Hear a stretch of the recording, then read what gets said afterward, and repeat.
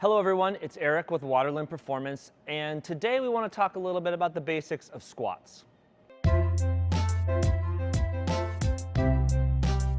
when we're talking about squats, there's lots of different kinds, but for the basics, we've got a couple of things we always like to talk about with squats. So I think most of us kind of realize that when you squat down, you're bending your knees, you're dropping your hips, your chest doesn't go over very far. So it's really a squat.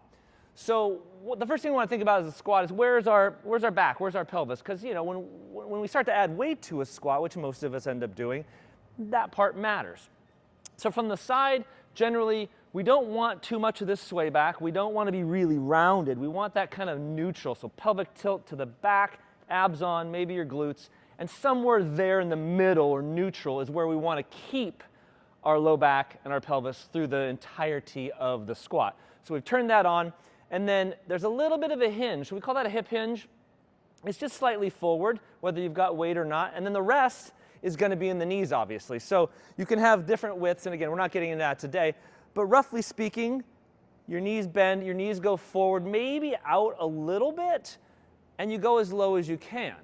Now, my heels have come up. My ankles are stiff. That's a problem for my squat. Everybody's a little bit different.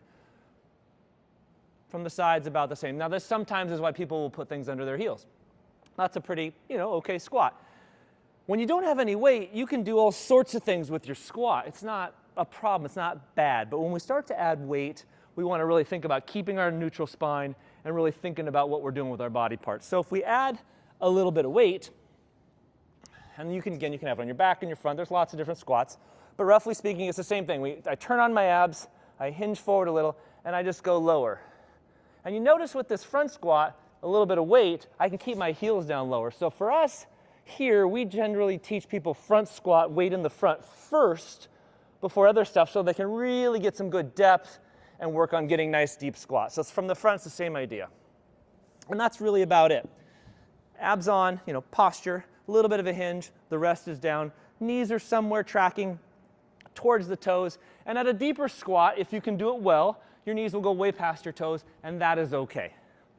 If you need more details around your squat, you should be talking to your PT or your trainer or your whomever you're working with, and there's a whole bunch of stuff from there. But those are the basics. A little bit of ab work, a little bit of a hinge, down and up. And that's your squat. Enjoy.